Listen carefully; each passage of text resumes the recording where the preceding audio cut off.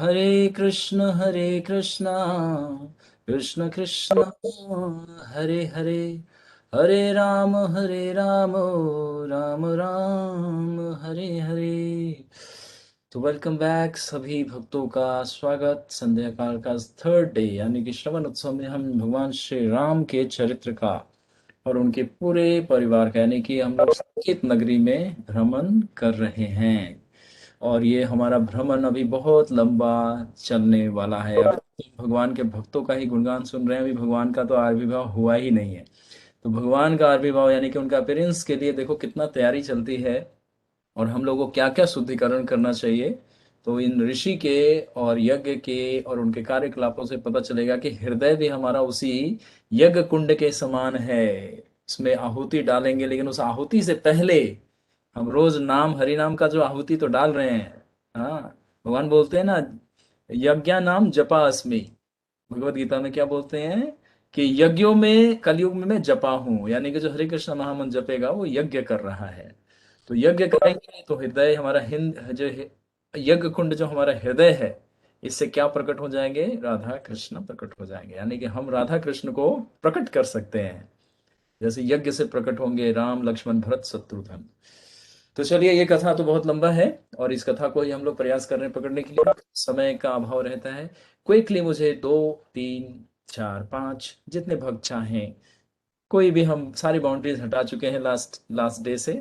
आप अपनी स्वेच्छा से मुझे एक दो इम्पोर्टेंट पॉइंट शेयर कीजिए और हरे कृष्णा प्रभु एक जी। टीचिंग्स, एक दो पॉइंट्स, जगदीश। यानी कि यस जगदीश प्रभु जी, एक दो हाँ जी। पॉइंट और एक टीचिंग। तो टीचिंग में ऐसा होना चाहिए जो दूसरे भक्त पहले बोल देंगे तो उससे कुछ डिफरेंट टीचिंग बताइएगा। और फिर भी नहीं समझ में आए, आपका भी सेम टीचिंग है तो और भी अच्छा है, हमें ये कंफर्म हो जाएगा कि ठीक है, आपने भी इस टीचिंग्स को एक्सेप्ट कर लिया। चलिए जगदीश प्रभु जी, क्विकली बताइए, कल हमने क्या चर्चा किया था? हाँ जी, मैं प्रभु जी ये बताना चाह रहा था, कहना चाह रहा था कि राजसूय यज्ञ की प्रक्रिया आरंभ हो चुकी है। हम्म और उसके लिए वार्तालाप चल रहा है दशरथ जी का, सुमंत जी का, दशरथ जी की रानियों के साथ में। और हम्म अब श्रृंगी ऋषि जी को बुलाने के लिए या उनको यज्ञ में आमंत्रित करने के लिए हम्म क्या उन्होंने ये सुझाव दिया था कि शांता का विवाह श्रृंगी ऋषि जी से कर दिया जाए। हम्म। ठीक है, तो थैंक यू उस जगदीश प्रभु हाँ जी, जी। थैंक यू वेरी मच, आपने हरे कृष्ण। आज पहली बार। ओके, नेक्स्ट हरे हमारे कृष्ण प्रभु जी। स्टूडेंट। हरे कृष्ण प्रभु जी, राधा बोल रही हूँ। हाँ, राधा माता जी बताएं। प्रभु जी, कल आपने बताया था कि नौवा सर्ग शुरू हुआ था, तो उसमें सुमंत्र के बारे में बताया था कि ये मतलब जो राजा दशरथ हैं उनके मंत्रियों में सर्वश्रेष्ठ थे और इनके मतलब वेल विशर थे ये। सुमंत के हम्म बारे में टॉप मोस्ट चीफ मिनिस्टर हैं ये।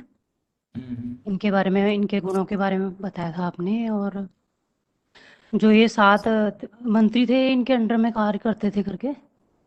ओके। और इनको मतलब एक फैमिली राइट भी मिला हुआ था जो। हम्म, और ये राजा के फ्रेंडली रिलेशन में कार्य करते थे, मतलब फ्रेंडली रिलेशनशिप था इनके साथ, राजा के साथ। यानी कि राजा के साथ एक मंत्री तो थे, ऑफिशियल एक पर्सन जी तो थे, लेकिन उनके साथ इनका क्लोज फैमिली की तरह एक जी। रिलेशन था, फैमिलियर रिलेशन भी था इनका। फैमिली, जी जी। Thank you. और ये अयोध्या में जितने भी मेजर रिस्पॉन्सिबिलिटी होती है, हम्म तो मतलब ये इन्हीं के मतलब दायित्व में कार्य होता था। यही मतलब उसको कार्य को संपन्न करते थे।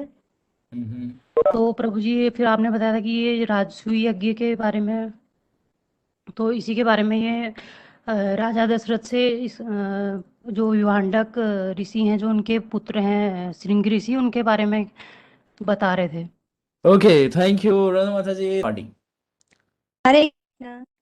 ये ओके माता, बताइए हरे माता। कृष्णा। हाँ जी, मुझे आपने ना ये भी बताया था कल कि जो भी यज्ञ करना करते हैं ना, जो तो वो पति पत्नी को साथ में पूरा वार्तालाप करते ओके, हैं, अगर वो है ना? दंपति है तो दोनों को साथ में दंपति। परफॉर्म करना चाहिए। गुड, हाँ जी, थैंक ये यू। बताया। यस माता, थैंक यू मंजू माता। और भी कोई पॉइंट है? बस मुझे भी तो यही है। ठीक है, थैंक यू माता। चलिए, और कोई है जिसके मन में ऐसा लग रहा है कि मुझे बोलने का अवसर मिलना चाहिए था? कोई हरे भाई? कृष्णा प्रभु जी। ओहो, ऋषभ, यस प्रभु जी बताएं, टीचिंग्स बताएं आप, और कोई एक इंसिडेंट बताएं जो अभी तक हमारे 5 वैष्णवी भक्तों ने अभी उस पॉइंट को कवर नहीं किया। बताइए। प्रभु जी आपने ऋषि संघ प्रभु जी के बारे में बताया था। श्रृंग अ, ऋषि, ऋषि। हाँ जी, हाँ जी, हाँ जी प्रभु जी। तो Yes. आपने बताया था कि उनके माइंड, मन और जितनी भी सेंसेस थी वो उनके सारे कंट्रोल में थी और वो, जितेंद्रिय, जितेंद्रिय कहते हैं हाँ उनको, जी, राइट। वो जितेंद्रिय थे और अ, वो भगवान की सेवा भी करते थे यस। और वो बहुत पावरफुल पर्सनालिटी भी थे।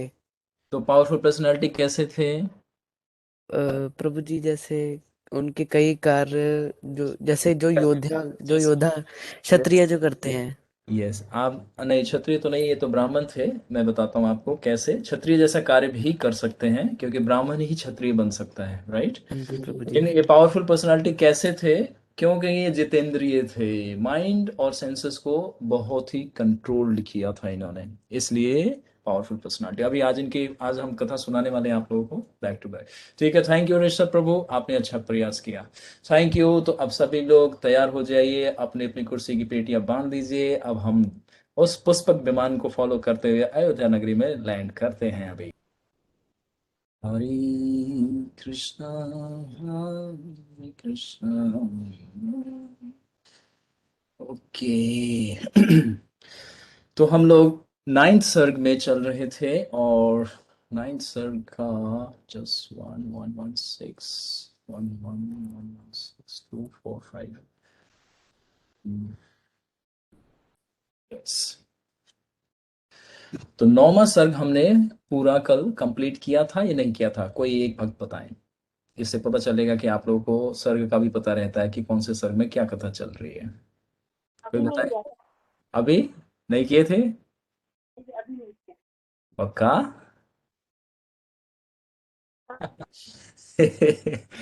चलिए। हरे कृष्ण प्रभु जी। यस, साली बात बताएं। प्रभु जी अभी हम 9वें सर्ग में चल रहे हैं, अभी खत्म नहीं हुआ 9वां सर्ग। गुड, यानी कि आज ये कंप्लीट करेंगे और 10वें सर्ग में हम प्रवेश करेंगे, जहां ऋषि सिंह की कथा चलेगी अब। और शांता जो देवी है, यानी कि राम जी की बड़ी सिस्टर हैं, उनका भी इंट्रोडक्शन आएगा थोड़ा सा। पूरा तो नहीं बताएंगे, लेकिन हाँ इतना बता देंगे कि वाल्मीकि रामायण में उनका नाम है, तो नाम में पूरा नहीं है, लेकिन मैंने इसको अलग से इस कथा को प्रिपेयर किया है, आप लोगों को बताऊं, लेकिन ऑथराइज्ड है ये। ठीक है। तो आप सबको कभी चर्चा हो तो आप उनको बता सकते हैं, कोई अगर आपसे कोई बोले कुछ तो, कि ये चीज ऐसे नहीं ऐसे है। ओके। तो लास्ट दृष्टांत मुझे बताइए, लास्ट में हमने क्या चर्चा किया था, जहां पे हमने विराम दिया था आपको? प्रभु जी आपने बताया था कि राजा जो है अपने मंत्रियों को श्रृंग ऋषि को लाने के लिए कहते हैं। हम्म। आ, जो रोमापाद राजा हैं वो श्रृंग ऋषि को लाने के लिए कहते हैं अपने ऋषियों को।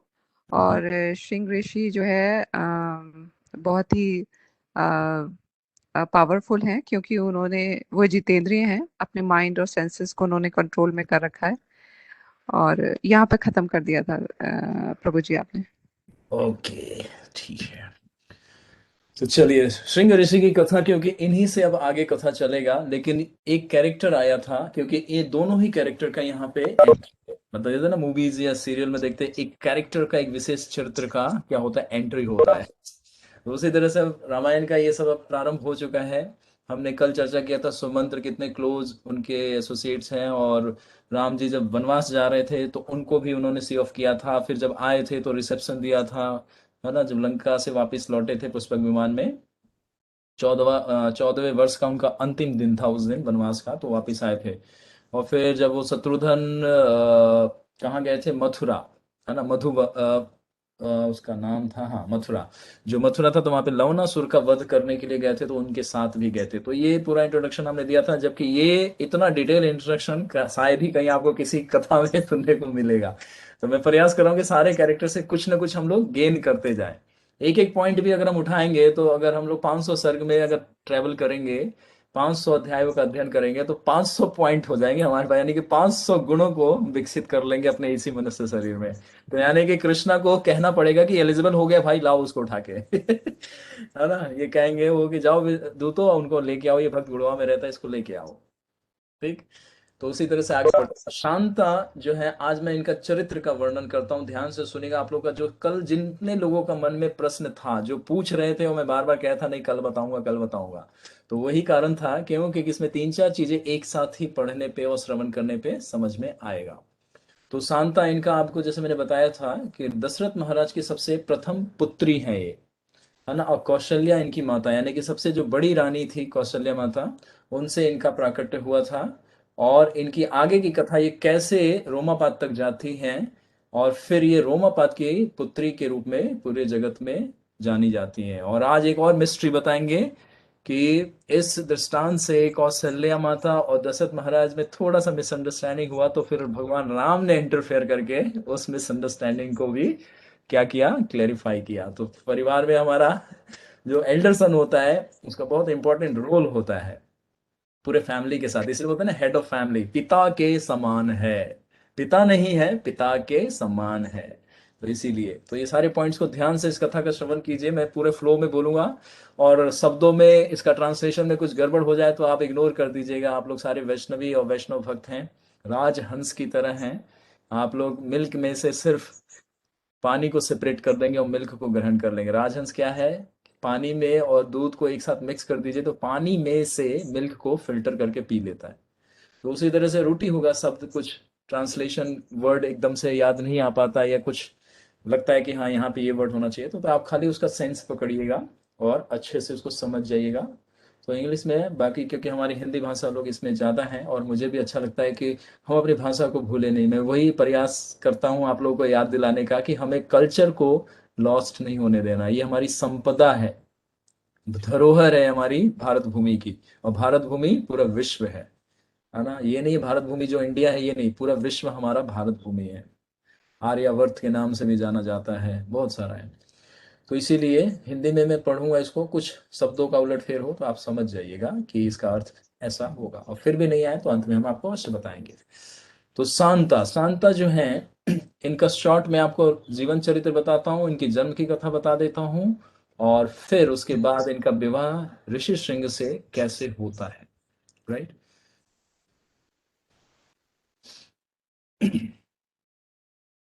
ओके, शांता का जिक्र रामायण में है, और ये हमारा अभी जो नौमा स्कंद, नौमा जो सर्ग चल रहा है इसमें, और 10वें सर्ग में, और 11वें सर्ग में शायद कहीं आ जाएगा, लेकिन नौमा 10वां सर्ग बिल्कुल कंफर्म है, इनका नाम मेंशन है, इसलिए ऑथराइज्ड है ना। और वाल्मीकि जी ने जब चर्चा किया है तो पूरा इनके चरित्र का वर्णन नहीं किया है, लेकिन साउथ इंडिया के जितने भी ग्रंथ हैं, तो क्योंकि भगवान राम की कथा वहां पे भी है, तो वहां के ग्रंथों में ये वर्णन है शांता देवी का, कि ये राम की बड़ी बहन है और दशरथ और कौशल्या की सबसे प्रथम पुत्री के रूप में प्रकट हुई थी। और फिर कैसे रोमापाद के पास जाती हैं, तो ये पूरी है।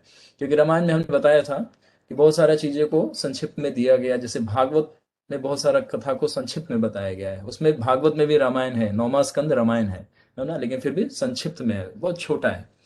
लेकिन यहाँ पे जो हम स्टडी कर रहे हैं ये कंप्लीट रामायण है। कैरेक्टर इसमें अलग से हम बता देंगे आपको, लेकिन ये कंप्लीट है।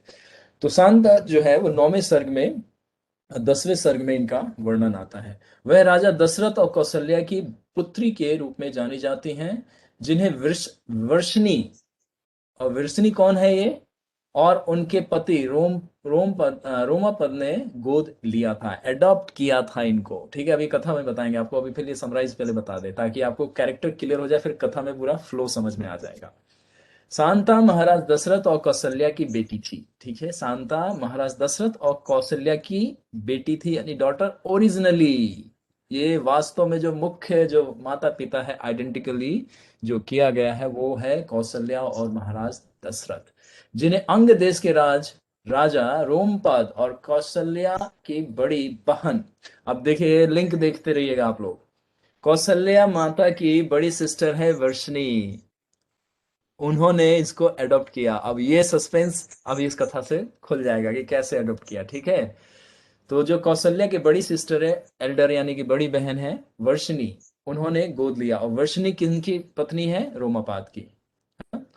शांता के बाद राजा दशरथ की कोई संतान नहीं थी, वो एक पुत्र चाहते थे और जो उनके राजवंश को आगे बढ़ाए। जैसे ये सब मैंने शॉर्ट में आपको समराइज कर दिया था कि इसको आप लोग जेंडर बेस्ड पे कोई मतभेद मत रखिएगा, कोई भी डाउट रहेगा तो एंड में जरूर पूछिएगा, क्योंकि शास्त्र में जो लिखा है वो धर्म है और वही हमें पता होना चाहिए। ये अभी जो भी लोग मिस और मैनिपुलेट करके जो भी नॉलेज देते हैं, इसीलिए सोसाइटी में इतना डिस्टरबेंस और लोगों को अंदर इतना सारा शास्त्रों के प्रति फेथ और श्रद्धा नहीं है, भगवान के प्रति नहीं। शांता के बाद राजा दशरथ की कोई संतान नहीं थी, यानी कि शांता जो देवी हैं ये बहुत एल्डर है, मतलब भगवान राम से बहुत बड़ी है उम्र में। ऐसा फैमिली में देखा जाता है, कितने फैमिली में कि कोई पुत्र पहले जन्म लेता है और फिर अगले 10 साल 12 साल 15 साल तक कोई भी है ना पुत्र प्रकट नहीं होता है, पुत्री कोई भी संतान नहीं, लेकिन फिर से 20वें 18वें साल में कोई पुत्र एकदम से प्रकट होता है। तो ऐसा गैप देखा गया है। वैसे जनरली 2 इयर्स 3 इयर्स 4 इयर्स देखा गया है ना, लेकिन ऐसा भी होता है। तो उसी तरह से जैसे नंद बाबा यशोदा मैया को भी बहुत लंबे समय तक कोई ही पुत्र प्राप्त नहीं हुआ था, उनको भी वृद्ध अवस्था में जाके भगवान कृष्ण प्रकट हुए थे। तो ये सब जब कथा आएगी तो अभी हम दशरथ जी का भी आपको पूरा नेक्स्ट वीक में आपको दशरथ जी का पूरा हिस्ट्री बताएंगे, कौन है, कहाँ से आए, किस तरह से दशरथ बने और कैसे इनको श्राप मिला और फिर किस तरह से ये राम से वियोग हुए। तो अगला कथा पूरा दशरथ जी का रहेगा। तो अभी हम लोग शांता देवी के बारे में हम लोग कर रहे हैं कि ये उम्र में बहुत बड़ी थी। किन से? भगवान राम लक्ष्मण भरत शत्रुघ्न से। शांता एक बहुत है ना सुशिक्षित कन्या थी। अब देखिए लोगों को मिसअंडरस्टैंडिंग रहता है कि पहले के जो जमाने में है ना स्त्रियों को रखा जाता था, वो घर के सिर्फ चूल्हा चौकी के लिए रखा जाता था। तो उन लोगों को पता नहीं है, मूर्खों को, कि पहले भी वेल एजुकेटेड हमारी है ना वुमन होती थी, स्त्रियां होती थी। कोई भी ऐसा वेद में, चाहे आप किसी पर्सनालिटी का नाम लीजिए, मैं आपको दिखाता हूँ कि उनका एजुकेशन क्या था, उनका एक्सपर्टीज क्या था। और ये हम जितने भी हम वैष्णवी देवी हैं यहाँ पे इस क्लास में सुन रहे हैं, मेरा हर बार प्रार्थना है, ये प्रभुपाद जी का इच्छा है और प्रभुपाद जी ने इंस्ट्रक्शन दिया हम लोगों को कि हम कल्चर को प्रोटेक्ट करें। इसीलिए we are the protector of dharma. Krishna is not a protector of dharma, he will support us, he will protect अस।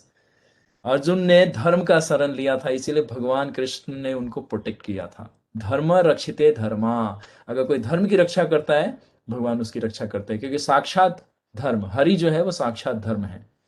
तो इसीलिए मैं भी मेरी भी यही प्रार्थना रहती है सब लोगों से कि हम भी इस कल्चर को वापस लाएं, तभी हमारा जीवन सफल है और जो जीवात्मा हमारे साथ आया है इस भौतिक संसार में, उसका भी जीवन बेकार हो जाए।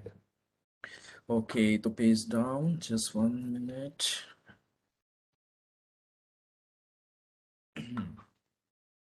तो ये बहुत वेल एजुकेटेड थी और कल्चरल थी, ठीक है। और इनका क्या एक्सपर्टीज था तो वो भी बता देता हूँ आपको, कुछ बता देता हूँ, क्योंकि ये सारे ये तो कॉमन आएगा। अब जो भी कैरेक्टर आने वाला है, चाहे उर्मिला जी का आए, चाहे सीता मैया का आए, या उनकी कोई भी एसोसिएट्स का आए, ये सब कॉमन आने वाला है। लेकिन आप लोग ध्यान से सुनते रहिएगा कि देखिए सारे गुण होते थे पहले के स्त्रियों में। वो उदत कला यानी कि एक्सपर्ट थी, है ना, ड्राइंग में एक्सपर्ट थी, चित्रकला में एक्सपर्ट थी, है ना, और विज्ञान में मतलब साइंस में किसी भी नॉलेज को, वो उसके डीपर अंडरस्टैंडिंग को भी समझने में वो कैपेबल थी। साहित्य लिटरेचर्स पढ़ती थी, यानी कि स्क्रिप्चर्स को रीड करती थी। और पाक कला यानी कि होम साइंस में एक्सपर्ट थी। कुकिंग में हर एक माता को एक्सपर्ट होना चाहिए। ये हम हर माता का कर्तव्य है कि अपनी डॉटर को ट्रेंड करें भगवान का भोग कैसे बनता है, चाहे पिटाई करके और चाहे प्रेम से, हमें ट्रेंड करना चाहिए। कौशल्या माता और ये जितने भी हमारे केके हैं, जो भी है, ये लोग, इनका भी जब कैरेक्टर आएगा तो आपको बताएंगे इन लोगों का बैकग्राउंड कैसा है। तो अभी शांता देवी जी का चल रहा है। तो देखिए पाक कला यानी कि कुकिंग में एक्सपर्ट हैं, ड्राइंग बनाने में एक्सपर्ट हैं, नॉलेज इनके पास साहित्यों का कंप्लीट है, और किसी भी तत्व को ये चर्निंग करके उसके डीपर अंडरस्टैंडिंग को गेन कर लेती थी, राइट।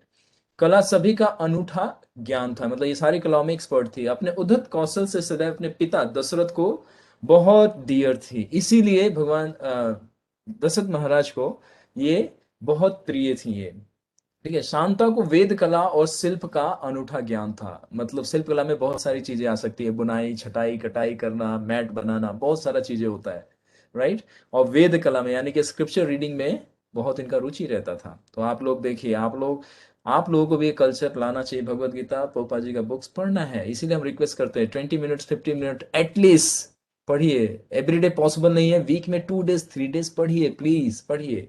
जीवन के लक्ष्य को पहचानिए।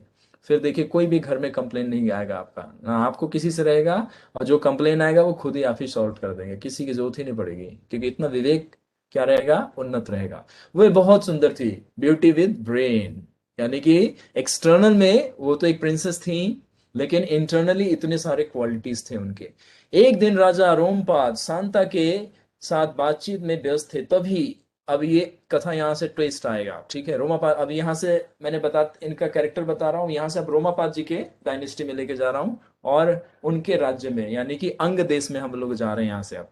एक दिन राजा रोमपाद सांता के साथ बातचीत में व्यस्त थे। अब देखिए मैरिज हुआ नहीं है, लेकिन एकदम से अब देख रहे हैं कि वो उनके घर में बैठी है ठीक है, तो एक कथा ऐसा ही होता है, ठीक है, थोड़ा एडवेंचरस, थोड़ा ट्विस्ट। तो सांता के साथ बातचीत में व्यस्त है, मतलब जैसे फैमिली में हम लोग बैठ के कुछ चर्चा कर रहे होते हैं।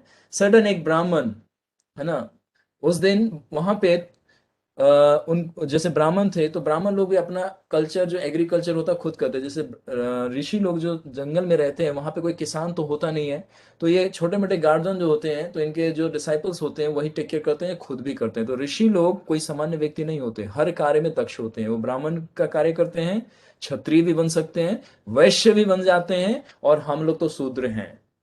वैष्णव जो होते हैं शूद्र, प्रभुपाद जी कहते हैं ना, फिफ्थ कैटेगरी है हमारी, हम शूद्र के नीचे हैं।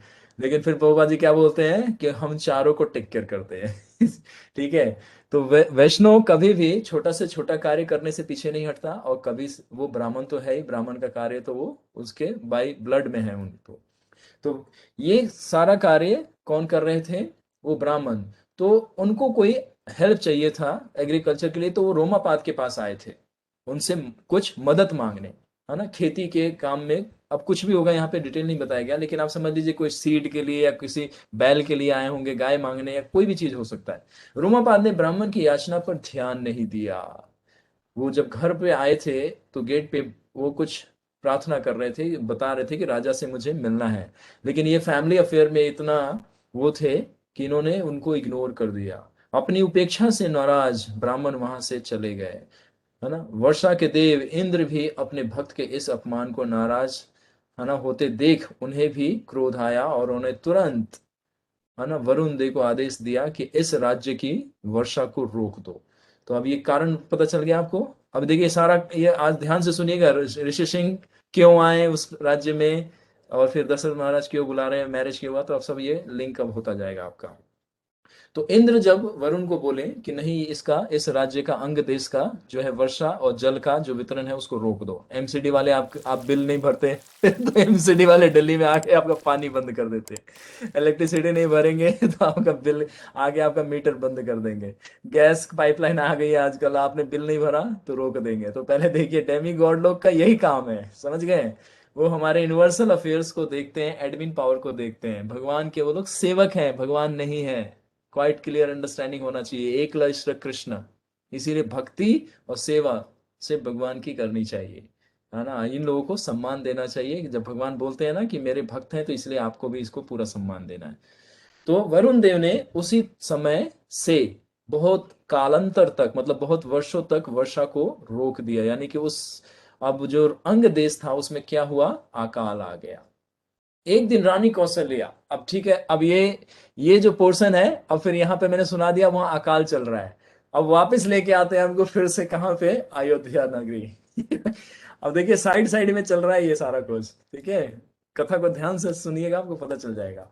अब हम वापस आते हैं अयोध्या नगरी में, ठीक है। एक दिन रानी कौशल्या की बहन रानी वर्षिणी, इनका नाम है, जो कौशल्या की बड़ी सिस्टर है, एल्डर सिस्टर है, उनकी वर्षिणी नाम है, अपने पति रोमपाद के साथ अयोध्या आई थी। जैसे हम लोग माताएं जाती है ना अपने सिस्टर से मिलने, अपने मायके, मायके बोलते हैं ना, आई थिंक मायके, वहां पे जाती हैं, तो उनके अपने सिस्टर, ब्रदर से, फादर से और रिलेटिव से मिलती हैं। तो उसी तरह से रानी जो वर्षिणी थी, वो कौशल्या माता से मिलने आई थी। उस समय राजा रोमपाद अंग देश के राजा थे, उनकी कोई संतान नहीं थी, है ना। एक समय जब सभी परिवार, यानी कि जब गेट टुगेदर हुए थे, रोमापाद, दशरथ महाराज बैठे थे, और कौशल्या तीनों रानियों के साथ, और वृष्णि भी वहीं बैठी थी। तो जैसे फैमिली चर्चा होता है, वैसे ही वहां पे सब लोग बैठ के चर्चा कर रहे थे। तो वृषणी का, यानी कि वृषणी का जो है ध्यान, वो शांता की तरफ बार बार आकर्षित हो रहा था, क्योंकि बहुत सुंदर बालिका थी वो, और सारे गुणों में निपुण थे। उनका मुखमंडल इतना सुंदर था कि देख के कोई व्यक्ति उनको गले लगाने का सोचता था। उनको मतलब हृदय में मातृ प्रेम उत्पन्न हो गया उनको, किनको, वृष्णि को। तो वो शांता की तरफ पढ़ा और उन्होंने गतिविधि एवं शालीनता को देखकर प्रभावित हो गए। इसीलिए ब्यूटी विद ब्रेन होना चाहिए। आजकल ब्यूटी है, ब्रेन नहीं है, यानी कि विस्डम नहीं है और कल्चर नहीं है हमारी सोसाइटी में। तो ये हमें वापस लाना है, ब्यूटी पे फोकस। ब्यूटी जब इनर ब्यूटी हमारी रहेगी, एक्सटर्नल अपने आप दिखेगा। हम लोग एक्सटर्नल में फंसते हैं, दैट्स कॉल्ड माया। तो इनर ब्यूटी यानी कि क्वालिटी को डेवलप करना चाहिए, कैरेक्टर डेवलप होते ये सब चीज अपने आप हो जाएगा। फेस वैल्यू कोई नहीं करता, क्वालिटी और कैरेक्टर को एवरीबडी इज लाइक। तो वहां पे ये सब चीजें देख रही हैं। तो करुण शब्दों में यानी कि बहुत पोलाइटली उन्होंने किससे बात किया, वृष्णि ने महाराज दशरथ से। क्या बोले कि हाय मेरा भाग्य कितना दुर्भाग्य कि मुझे कोई संतान प्राप्त नहीं। ठीक है। और वो ये कह के उनके आईज थोड़े मॉइस्चर हो गया मतलब नमी हो गई और थोड़ी सी मतलब अब्सेंस हो। ऑब्वियसली जिनके संतान नहीं होते उनको थोड़ा सा दुख होता है जब दूसरे के बच्चों को देखते हैं, तो वो नेचुरल है उनका हुआ। तो उनकी यह बात सुनकर राजा दशरथ ने अपनी शांता को गोद देने का वचन दे डाला। उन्होंने देखा कि ये दुखी हो रही है, तो ऐसा देख के उनका भाव, मैं पूरा डिटेल नहीं खाली समराइज करके आपको बता रहा हूं, उनका भाव देख के महाराज दशरथ ने तुरंत उनको, ये उनके मुख से निकला कि ये पुत्री आप ही की तो है। अब ये बोलना क्या है, रघुकुल की रीत प्राण जाए पर वचन ना जाए। ये आपने फेमस डायलॉग सुना होगा कि रघुकुल का एक रीत सदा से चली आ रही है, क्या कि अगर कोई प्रॉमिस दे दिया, किसी को वर्ड्स दे दिया, तो अब उसको मेंटेन करना पड़ेगा। यानी कि जो वचन दिया है अब प्राण भी जाके उसकी रक्षा करी जाएगी। और इसका भी तो बहुत सारा प्रमाण मिलना है, राम जी देंगे, दशरथ जी देंगे, भरत देंगे, सब लोग प्रमाण देंगे इसका कि वचन जब दिया है तो उसको निभाएंगे। इसके अनुसार राजा दशरथ एवं माता कौशल्या को अपनी पुत्री अंग देश के राजा रोमपाद एवं रानी वृष्णि को गोद देना पड़ा। ठीक है। इस प्रकार शांता अंग देश की राजकुमारी बन जाती हैं। क्यों? क्योंकि अब अंग देश के राजा कौन है, रोमपाद। अब उन्होंने एक डॉटर को एडॉप्ट किया, तो अब उन्होंने डॉटर एडॉप्ट किया तो अब वो प्रिंसेस हो गई वहां की, तो यानी कि अंग देश की ये रानी कहलाने लगी। और इनको इतना सम्मान, इतना प्रेम मिलता था क्योंकि उनको भी कोई संतान नहीं था। तो ये जब गई तो, और एक जैसे घर में देखते हैं ना छोटा बच्चा होता है, everybody is like to play with them, और उसको टीच करेंगे, उसको हंसाएंगे, खिलाएंगे, गोद में उठा लेंगे। तो उस तरह से जब ये अंग देश गई तो वहां की प्रजा भी इनको रोज दर्शन करने के लिए आती थी। इतनी सुंदर थी और इतनी मतलब इनके प्रेजेंस मात्र से हर एक को हैप्पीनेस मिलता था। एक दिन अंगराज रोमपाद अपनी गोद में ली पुत्री शांता से विचार विमर्श कर रहे थे, तभी उनके, है ना, दर पर एक ब्राह्मण, जो मैं कथा ऑलरेडी आपको सुना दिया, ये वही वाली कथा है कि इनका नाम बताऊंगा कि ये कौन आए थे। अभी अभी सस्पेंस रख रहा हूं आपको, ठीक है। तो वो आए और वो वापस चले गए और इंद्र क्रुद्ध हुए और वर्षा रुक गई। ठीक है। अब ये फिर हम आपको यहां से अयोध्या से फिर से अब लेके आ रहे हैं कहां पे, अंग देश में। ठीक है। तो यहाँ पे क्या है यहाँ पे है कि इस समस्या से, अब कौन सी समस्या से, यहाँ पे वर्षा नहीं हो रहा अंग देश में। क्यों? क्योंकि उस ब्राह्मण ने श्राप दे दिया था। श्राप नहीं दिया था, वास्तव में दो दृष्टांत यहाँ पे दिया गया है। क्यों? क्योंकि ब्राह्मण जल्दी किसी को श्राप नहीं देते, क्योंकि पहले के ब्राह्मण ऐसे नहीं थे कि कोई इच्छा पूरी नहीं हुई तो जाओ तेरा भूला हो जाए, तेरा बल्ला हो जाए, तेरा ये हो जाए, तेरा वो हो जाए। नहीं, ऐसा नहीं बोलते थे। बहुत, है ना, कल्चर में थे, बहुत मन बुद्धि सब कुछ उनके वश में रहता था। लेकिन इंद्र ने, है ना, जैसे कहते हैं ना कि अगर गुरु को कोई अपमान करता है तो शिष्य का काम है ना, उस अपमान को सहन ना करे। गुरु सहेंगे क्योंकि वो विनम्र हैं, वो धार्मिक हैं, वो हर चीज को समझते हैं, तो वो अहंकार की भावना से शून्य होते हैं। लेकिन शिष्य का धर्म होता है, है ना, पिता के साथ अगर पुत्र है तो पुत्र का धर्म होता है कि अगर कोई फादर को अपमान करता है या गुरु को अपमान करता है तो उसको प्रोटेक्ट करे, और जो सामने जो व्यक्ति, है ना, मिसबिहेव कर रहा है उसको टीचिंग दे बढ़िया से, अगर जो जिस तरह से कैपेसिटी है। तो उसी तरह से क्योंकि ब्राह्मण इंद्र के बड़े भक्त थे, तो इंद्र ने इसको सीरियसली ले लिया और ये उन्होंने क्या किया, वरुण देव को आदेश दिया कि जल यहाँ पे रोक दो। तो यहाँ पे वही कथा चल रही है। ठीक है। तो ऋषि सिंह के कहे अनुसार यज्ञ किया जाए। यहाँ पे रोमापाद ने इस ऋषि सिंह के बारे में बहुत कुछ सुना था, लेकिन अभी ऋषि सिंह का आपको अभी नहीं बता रहा हूं क्योंकि इनका आज बताना है, इस कथा के बाद उनका बताया जाएगा। तो यहाँ पे खाली ऋषि सिंह का नाम ले रहा हूं, आपको कैरेक्टर बाद में बताऊंगा। ऋषि सिंह के बारे में उन्होंने काफी सुना था और उन्होंने एक योजना बनाई कि उस ऋषि सिंह को यहाँ पे आमंत्रण किया जाए, जिससे हमारा राज्य का जो बहुत वर्षों से जो समस्या आ रही है वो समाप्त हो जाए। तो ऋषि सिंह ने प्रसन्न होकर अंगराज यानी कि रोमपाद से अपनी पुत्री शांता का विवाह ऋषि सिंह से कर दिया। ऋषि सिंह प्रसन्न होकर आए थे उस राज्य में, और बारिश भी हुई थी, यज्ञ भी किए थे, और जब प्रसन्न हो गए थे तो रोमपाद ने ऋषि सिंह से उनका विवाह किया। अब ये विवाह क्यों किया, तो इसका कथा ऋषि सिंह की कथा में बताएंगे, ठीक है। खाली अभी शांता जी का बता रहे हैं कि इनका कैसे कनेक्शन कहां से हो रहा है, ठीक है। शांता के बाद राजा दशरथ की कोई संतान नहीं थी, हमें बता चुके हैं आपको। वो अपने वंश के लिए बहुत चिंतित थे, ये भी सब शुरू से आपको समझाते आए हैं। तब अयोध्या के पूर्व दिशा में एक स्थान पर राजा दशरथ के लिए पुत्र कामेष्टि यज्ञ का अनुष्ठान चल रहा था। यानी कि अब देखिए, अब फिर वापस लेके आ रहे हैं ठीक है, अयोध्या में वहां पे राजा दशरथ अपनी पूरी तैयारी के साथ कामेष्टि, इसको इस जो यज्ञ हो रहा था, दो नाम दिया गया है। एक राजसूय यज्ञ है और पुत्र कामेष्टि। उस राजसूय यज्ञ का जो उद्देश्य था कि पुत्र प्राप्ति हो, है ना, यही था ना। ऋषियों से उन्होंने चर्चा किया था कि पुत्र तो किन्होंने इनको आदेश दिया था कि आप ये यज्ञ करो। कौन बताएंगे, कोई एक भक्त बताइए, नाम याद है या भूल गए आप लोग? किसी को नहीं याद है? हम भी भूल गए। वशिष्ठ वशिष्ठ, जी। थैंक यू, वशिष्ठ मुनि, एग्जैक्टली। तो वशिष्ठ मुनि ने आदेश दिया था कि आप इसको, है ना, यज्ञ करो तो इससे पुत्र प्राप्त होगा। इस यज्ञ के बाद प्रसाद के रूप में खीर रानी कौशल्या को दी जाती है। वह छोटी रानी कैकेयी से खाती है। ये स्टोरी अभी हम पूरा डिटेल में नहीं बताएंगे क्योंकि अब तो आने वाला ही है। इस प्रकार शांता के त्याग के बाद दशरथ को 4 पुत्र प्राप्त हुए, यानी कि त्याग नहीं, यानी कि उनको विवाह कर दिया था। कहाँ पे विवाह तो किया था? रोमापाद जी ने, उन्होंने दिया था। पुत्री वियोग के कारण रानी कौशल्या एवं राजा दशरथ के मध्य मतभेद उत्पन्न हो गया था, ठीक है। क्योंकि ये बिना कंसल्ट किए हुए कोई डिसीजन लेते हैं, इसीलिए कभी भी जब हस्बैंड वाइफ होते हैं तो उनको we should sit together before making any sensitive any very serious decision to discuss amongst साथ में बैठ के डिस्कस करना चाहिए, उसका एक, है ना, कंक्लूजन लेना चाहिए जो दोनों को एक्सेप्टेबल हो। क्योंकि यहाँ पे दशरथ महाराज ने बिना किसी से कंसल्ट किए हुए, रानियों से पूछे हुए, उन्होंने डिसीजन ले लिया था कि हम शांता को आपको, है ना, पुत्री के रूप में प्रदान कर देते हैं। मतलब उन्होंने पुत्री दान कर दिया था ठीक है।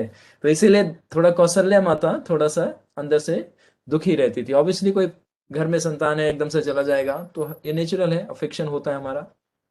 शांता के बारे में चारों राजकुमारों को कुछ ज्ञात नहीं था, यानी कि बहुत लंबे समय तक ना भगवान श्री राम को पता था। ऑब्वियसली भगवान Ram supreme personality of the God head है, वो कृष्ण है, तो उनको तो सब कुछ पता है। लेकिन लीला की दृष्टि में वो दिखा रहे हैं कि उनको कुछ पता नहीं है। तो फैमिली में, क्योंकि इनके बर्थ से पहले ही ये कहीं और जा चुकी हैं, तो ऑब्वियसली जो कोई बचपन में जन्म ले और वो कहीं और चला जाए और बाद में वो 20 साल बाद वापस आए, तो उसकी फेस, बॉडी स्ट्रक्चर, हर चीज चेंज होगा। जब तक कोई आइडेंटिटी ना दे, जब उस समय तक का, तब तक हम पहचान नहीं पाएंगे कि व्यक्ति वही है। तो शांता चारों कुमारों के कुछ ज्ञात नहीं था, और उनके विवाह से पहले, मतलब इनके जन्म से पहले उनका विवाह हो चुका था। तो समय के साथ माता कौशल्या के दुख को महसूस करने लगे थे। कौन? भगवान राम। क्योंकि कभी कभी कोई ऐसा दृष्टांत चलता था, तो उसमें पवन प्रभु, यू कैन टेक केयर। तो उस समय में भगवान राम जब माता के साथ समय बिताते थे तो उनको कोई कोई बात में उनको क्षुब्ध होता था, मतलब वो थोड़ा सा सेपरेशन फील करती थी। तो राम भगवान जो थे वो समझ नहीं पाते थे कि माता को क्या कष्ट है। तो उन्होंने एक दिन ये बात उनसे पूछ लिया, तब उन्होंने बताया कि तुम्हारी एक सिस्टर भी है। जैसे कोई मूवीज में देखते हैं ना, हीरो बहुत कुछ कर रहा होता है, लास्ट में उसको बताता है कि बेटा ये जो कैरेक्टर था ये तुम्हारी छोटी बहन है बचपन में बिछड़ गई थी। तो ये कहानी कौशल्या माता स्वयं भगवान राम को बताते हैं, और राम फिर व्यवस्था करते हैं। और व्यवस्था क्या करते हैं, दशरथ जी को सब कुछ पता ही था। वो फिर से मिलती हैं आके, कहाँ? कौशल्या माता से। तो ये शॉर्ट इंट्रोडक्शन हमने आपको दे दिया कि शांता कौन थी, ठीक है। अब इसमें जो भी प्रश्न आएगा अभी मत पूछिए, इसको नोट करिए, और लास्ट में आप हमारे से इसको चर्चा कीजिएगा, जब हम आपको ऋषि श्रृंगार से का भी उनका बता देंगे। और फिर भी आपका कोई डाउट रहे तब आप ऐसा मेरे से पूछिएगा, ठीक है। देवी शांता के बारे में वाल्मीकि रामायण में 9वां और 10वां सर्ग इनका उल्लेख आता है। और इसके साथ साथ दक्षिण भारत के, मैंने आपको बताया कि साउथ इंडिया के स्क्रिप्चर्स में भी इसका वर्णन है। जो ये कथा मैंने लिया है थोड़ा बहुत वहीं से मैंने पढ़ने का प्रयास किया। भारत के कुल्लू में श्रृंग ऋषि का मंदिर है एवं वहां से 60 किलोमीटर की दूरी पर देवी शांता का भी मंदिर है। यानी कि कुल्लू, अब ये कुल्लू कुल्लू मनाली है आई डोंट नो, सिर्फ कुल्लू लिखा है, तो आई होप कि कुल्लू यही वाला कुल्लू होगा। अब हम लोग बाद में इस पर रिसर्च करेंगे, अभी इतना डिटेल नहीं जाना है। तो आपको पता चल गया कि शांता कौन है, ठीक है। तो शांता भगवान राम की बड़ी सिस्टर है, उनकी ये कथा थी। चाइल्डहुड में वो कहाँ से कहाँ गई और कौन उनको अडॉप्ट किया, उनको मैरिज किसने किया। ओके, तो अब ये कथा से हम आगे बढ़ते हैं ऋषि सिंह की कथा की तरफ। और इसको मैं एक फ्लो में बता देता हूं, अगर मैं रीड करूंगा तो उसमें कुछ कुछ पॉइंट्स आपको मैं बता दूंगा कि वाल्मीकि जी ने क्या बताया, और इसको मैं एक पूरे फ्लो में बता देता हूं ताकि आपको जैसे शांता देवी जी का पता चल गया, तो अब इनमें अब जो दोनों क्वेश्चन होगा तो इन दोनों के स्टोरी से आपका आंसर मिलता जाएगा, फिर भी नहीं मिले लास्ट में हमारे से पूछेगा। ओके, श्रृंग ऋषि या श्रृंगी ऋषि है ना, श्रृंग ऋषि, श्रृंग ऋषि मतलब इनका नाम जो है वो श्रृंग ऋषि, मतलब इसको संस्कृत में बोला गया तो श्रृंगी ऋषि है ना। श्रृंगी हिंदी में बोलेंगे श्रृंगी ऋषि, श्रृंगार वाला स, र वाला आधा र, ग में बड़ी ई की मात्रा, राइट। तो श्रृंगी ऋषि वाल्मीकि रामायण के एक महत्वपूर्ण पात्र हैं जिन्होंने राजा दशरथ के पुत्र प्राप्ति के लिए अश्वमेध यज्ञ या पुत्र कामेष्टि यज्ञ, अब उसका नाम आपको क्लियर हो गया। जो यज्ञ चल रहा है उसको दो नामों से जाना जा सकता है, अश्वमेध यज्ञ या पुत्र कामेष्टि, यानी कि पुत्र प्राप्ति की इच्छा के लिए यज्ञ किया जाता है। जैसे हम लोग एकादशी व्रत करते हैं तो उसमें भी क्या आता है ना, पुत्रदा एकादशी, यानी कि उस व्रत का जो पालन करेगा पूरे नियम का पालन करके तो भगवान गोविंद उसको पुत्र प्राप्त करेंगे, है ना, उसको पुत्र प्रदान कर देंगे। उसी तरह से अश्वमेध या पुत्र कामेष्टि यज्ञ कराए थे कौन, तो जो ये यज्ञ कराएंगे ये ऋषि सिंह ही कराएंगे। मैं आपको शुरू में बता दिया था कि इतने पावरफुल है कि सुमंत्र बोल रहे थे दशरथ जी को कि अगर ये पर्सनालिटी यहाँ आ गया तो यानी कि हमारा यज्ञ क्या होगा, सफल हो जाएगा। और वो हो गया क्योंकि यही मेन पुरोहित यही बन जाएंगे जाने के बाद। अब देखिए ये कौन है यहाँ से, वे विभांडक ऋषि के पुत्र हैं। कौन, ऋषि सिंह। विभांडक एक महान ऋषि हुए, ये जंगल में रहते थे, ठीक है। विभांडक ऋषि के पुत्र हैं और कश्यप ऋषि के पौत्र हैं, यानी कि विभांडक जो हैं वो कश्यप ऋषि मुनि के पुत्र हैं। तो इनके ग्रैंड सन कौन हुए, सिंह ऋषि, ठीक है। इनके नाम को लेकर यह उल्लेख है कि इनके माथे पर सिंह, संस्कृत में श्रृंग, इसलिए इनको श्रृंग ऋषि बोला गया है। जैसे हॉर्न्स होता है ना, जैसे आप गाय बैलों को देखते हैं और गायों को देखते हैं कि हॉर्न, उनके सर पे दो सिंग निकला रहता है, तो ये इनके भी सर पे एक छोटा सा बड़ा क्यूट लुक दिखता था, है ना। आपको कोई पिक्चर मिलेगा तो मैं शेयर करूंगा बुक से, ठीक है। तो सिंग निकला हुआ था छोटा सा, तो देखने में बहुत हैंडसम और बहुत सुंदर लगते थे, इसीलिए इनका नाम सिंह ऋषि था। इनके मस्तक पे दो सिंग थे, है ना। तो उभार होने की वजह से इनका नाम सिंह ऋषि पड़ा। उनका विवाह अंग देश के राजा रोमपाद की ददक पुत्री शांता से संपन्न हुआ था, जो कि आपने अभी कथा सुना। वास्तव में दशरथ की पुत्री थी, ये भी पता है आपको। सिंह ऋषि विभांडक तथा अप्सरा उर्वशी के पुत्र थे। अब सिंह ऋषि की माता कौन है, तो अप्सरा। देख लीजिए कोई कॉमन पर्सनालिटीज नहीं है ये लोग। अप्सरा इनकी मदर है, कौन, उर्वशी, हेवनली प्लैनेट की ये, है ना, अप्सरा है। विभांडक ने इतना कठोर तप किया था कि देवतागण भयभीत हो गए थे, यानी कि इंद्र भयभीत हो गए थे उनके ऑस्टेरिटी को देख के। जैसे मटेरियल में हम कुछ सक्सेस करते हैं तो देखते हैं ना आसपास में लोग थोड़े से, है ना, डिस्टर्बेंस फील करते हैं हम, तो वो लोअर कॉन्शियसनेस के होते हैं और बिल्कुल नैरो माइंड होता है। उनको ये नहीं करना चाहिए कि भैया इसको नीचे गिराओ उसका टांग खींचो, उसको ये देखना चाहिए, इंस्पिरेशन लेना चाहिए। कोई व्यक्ति ग्रो कर रहा है, सक्सेस कर रहा है, तो हमें क्या करना चाहिए, उसको देख के हमें प्रेरणा लेना चाहिए कि अगर ये कर सकते हैं तो हम भी इससे अच्छा कर सकते हैं। स्पिरिचुअल वर्ल्ड इसी को बोला जाता है। वहां पे भी कंपटीशन है, लेकिन to please Krishna, nice way, without hurting anyone, और किसी का सेवा छीने बगैर। ये नहीं कि मुझे ये सेवा करनी है तो उसकी सेवा बंद करा दो, इसकी सेवा छीन दो, है ना। जैसे स्टूडेंट लोग हैं तो दूसरा नंबर, अगर खूब मेहनत करके नंबर आए तो दूसरा देखते हैं अरे इसने क्या किया, मैं नकल चला के कर रहा। नहीं, अपना अकल चलाना है, अपना अकल चलाना है। अगर कोई एग्जाम में मार्क्स बहुत अच्छा गेन कर रहा है तो दैट्स देयर इज एक्सर्शन, उसका बहुत मेहनत है उसके पीछे, दिन रात उसने पढ़ाई किया है, टीचर से बहुत अच्छे से चीजों को समझा है, तो वो नंबर गेन किया है। हमें नकल नहीं मानना, हमें अकल दौड़ाना है। तो उसी तरह से जब विभांडक ऋषि बहुत ज्यादा तपस्या कर रहे थे, इतनी सीवियर ऑस्टेरिटी, अब इनका डिटेल नहीं बता रहा, तो इंद्र को थोड़ा सा क्या हुआ, इनसिक्योरिटी फील हुआ, तो उन्होंने उनकी तपस्या को भंग करने के लिए उर्वशी को बोला कि जाओ and just hesitate his mind and deviate his attention. तो जो उनका स्पिरिचुअल प्रैक्टिस था उनके माइंड को डिबेट करने के लिए उर्वशी को भेजा था। तो ये कथा आती है इस तरह से। और तो इस तरह से उर्वशी और इनका यूनियन होता है, और फिर उससे श्रृंग ऋषि का जन्म होता है। ठीक है, तो ये एक कथा है। एक इसके साथ एक और छोटी कथा है, जब आगे दृष्टांत आएगा तब श्रृंग ऋषि के बारे में आपको बता दूंगा। इनका जन्म का एक और छोटा सा कथा है, वो भी बताऊंगा आपको। अतः उनका यह नाम इसीलिए पड़ा क्योंकि इनका जन्म के ही अवस्था से इनके सिर पे 2 श्रृंग थे, इसीलिए श्रृंग ऋषि के नाम से ये प्रसिद्ध हुए। श्रृंग ऋषि के पैदा होने पे तुरंत बाद उर्वशी धरती को त्याग कर वो अपने लोक को चली गई। यानी कि इनके जन्म के बाद ही, मतलब जैसे ये इनका जन्म हुआ तो उर्वशी जहां से आई थी वापस चली गई। तो विभांडक इतने आहत हुआ, उनको इतना हर्ट फील हुआ कि एक छोटा शिशु है, इसको मदर टेक केयर नहीं कर रही है, चल जाती है। मॉडर्न कल्चर से अगर if children is not there, अगर यहाँ पे नहीं होते तो I can give you some teachings also very nice way, है ना। तो पर्सनली कभी आएगा तो हम लोग चर्चा कर सकते हैं इसके ऊपर। तो विभांडक इतने आहत हुए थे। अब मैं आपको बता रहा था बार बार कि इनका स्पेशल ट्रेनिंग था, और वो स्पेशल ट्रेनिंग क्या था, तो यही था। विभांडक ऋषि इतने आहत हुए कि नारी जाति से घृणा हो गई, तथा उन्होंने अपने पुत्र ऋषि श्रृंग पर नारी का साया भी न पड़ने देने का ठान लिया। इसीलिए बॉयज एंड गर्ल्स को सेपरेट रखना चाहिए। ये जो कलयुग का जो कल्चर है, मिक्सअप कल्चर है, that's why contamination and pollution is everywhere is going on. तो श्रृंग जो ये हमारे विभांडक ऋषि थे, क्योंकि इनका पर्सनल एक्सपीरियंस हो गया था ऐसा, तो उन्होंने ऋषि श्रृंग को पूरा लाइफ, है ना, उन्होंने बिल्कुल सेपरेट रख के ट्रेनिंग दिया था। लेकिन ये सारा एक लीला का एक पार्ट है, इसमें टीचिंग आप रॉन्ग वे में मत ले लीजिएगा आप लोग कि ऐसा क्यों हुआ।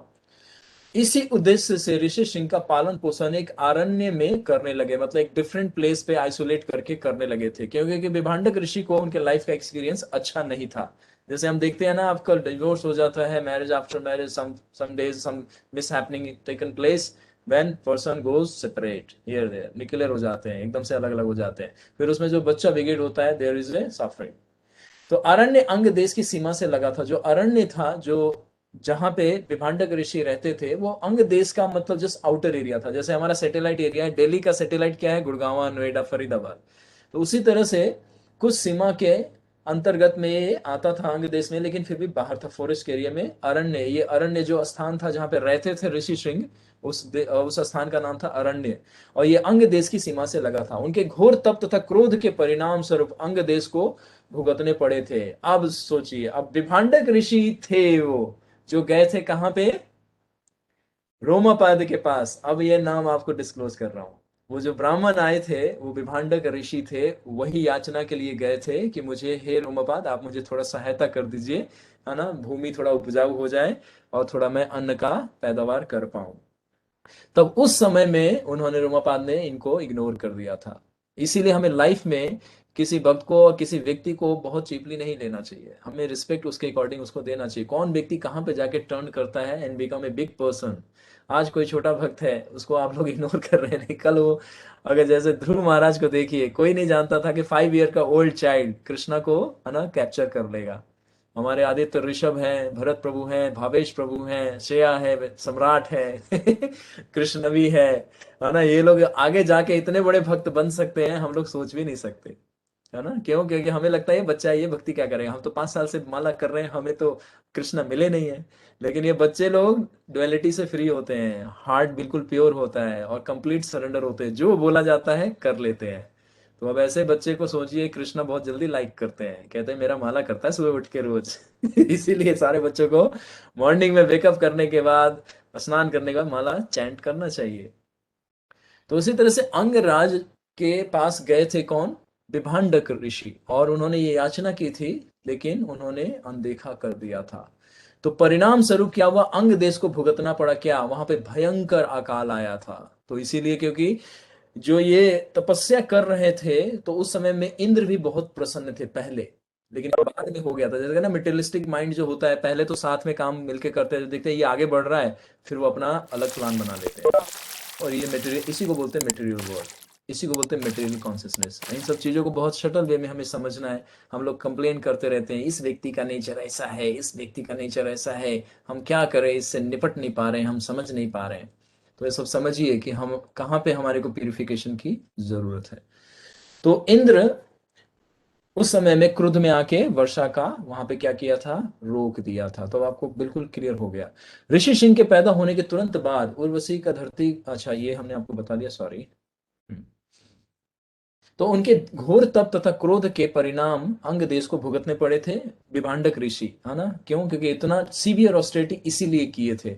जब उन्होंने राजा से, है ना, राजा से हेल्प मांगा था तो नहीं किया था। इसीलिए हमें जब कोई चीज नहीं मिलता है तो हमें अपना दिमाग नहीं खराब करना चाहिए, हमें बैठ के जप करना चाहिए। सिंपली जप कीजिए, Krishna will take care all problem. इसीलिए हम देखते हैं ना, हम कोई भी प्रॉब्लम होता है सीधा बोलते हैं बैठ के जप कीजिए। गुस्सा आता है, हमारे आदित्य प्रभु को गुस्सा आता है, भावेश प्रभु को गुस्सा आता है, कुछ नहीं करना है, माला लीजिए, कोने में जाके बैठ जाइए, कहे कि आज मैं किसी से बात नहीं करूंगा, आज खाली कृष्णा से बात करूंगा और सारी कंप्लेन कृष्णा को टाइप करूंगा।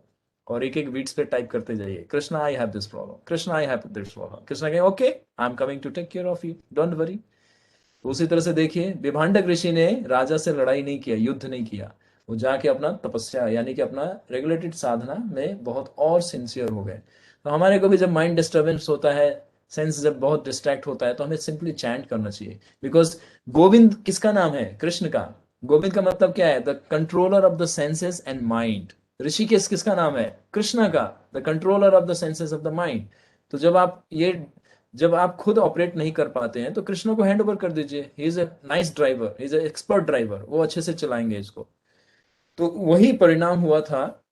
रोमापाद ने उनको इंसल्ट किया, लेकिन उन्होंने इंसल्ट का कुछ भी उनको रिवर्स नहीं किया, रिवर्ट नहीं किया, और जाके अपनी साधना इतनी स्ट्रांग कर दी।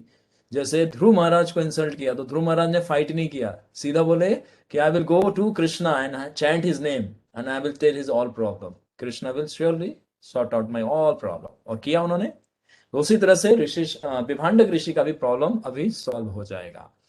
अतः राजा ने ऋषि सिंह को रिझाने के लिए, ओके हाँ, तो इस तरह से वो अकाल आया किसके तपस्या से? विभांडक ऋषि के। तो अंगराज रोमपाद चित्ररथ, जो ब्राह्मण जो अब चर्चा कर रहे थे, जो बता रहे थे, अंग रोमपाद जो ब्राह्मण से, उनके भी मिनिस्टर थे जो ब्राह्मण से चर्चा कर, उनका नाम था चित्ररथ। अब ये भी नाम आपको क्लियर हो गया, इतना क्लियरिटी है, एक एक पर्सन का नाम है हमारे पास। ऋषि तथा मंत्रियों से मंत्रणा की तथा निष्कर्ष में पहुंचे कि यदि किसी भी तरह से, यानी कि रोमापाद चित्ररथ से जो उनके मिनिस्टर हैं और सेम टाइम ब्राह्मण भी हैं, है ना, ऋषि सिंह को अंग देश की धरती पे लाया जाए। तो उन्होंने मंत्रणा किया, और यही कथा सुना रहे थे कल सुमंत्र। किसको सुना रहे थे? दशरथ महाराज को, कि वहां पे भी ये प्रॉब्लम हुआ था एक, और उसका उससे आगमन से, उनके चरण पड़ने से वो सारी प्रॉब्लम सॉल्व हो गई थी। तो आप भी अपने यज्ञ में उनको बुला लीजिए। अब समझ में आ रहा है आपको? कथा लिंक हो रहा होगा, आई होप। अंग देश की धरती में लाया जाता है तो उनकी यह विपदा दूर हो जाएगी। अतः राजा ने ऋषि सिंह को रिझाने के लिए देवदासियों का सहारा लिया। देवदासियां अनमैरिड गर्ल्स होती हैं, इनकी एज होती है 12 ईयर्स मैक्सिमम, है ना। तो इनको देवदासी बोला जाता है, और ये बहुत एक्सपर्ट होती हैं हर सर्विस को करने में। तो इनको बुलाया गया और इनको स्पेशल ट्रेनिंग दी गई।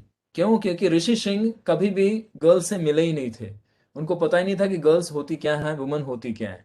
तो इनको भी गेटअप जो दिया गया बॉय का दिया गया, और ऋषि का इनका पूरा गेटअप दिया गया। तो ये पूरा डिटेल नहीं बता रहे, लेकिन आपको इतना समझा दे रहे हैं कि ऋषि सिंह को कैसे, मैं आपको इसलिए बता रहा था कि इनको ट्रैप करके और किसी तरह से इनको प्लान करके वापस लाया गया था। क्यों? क्योंकि ऐसे आ नहीं सकते थे, और विभांडक ऋषि को पता चल जाता तो पूरे राज्य को जला के भस्म कर सकते थे।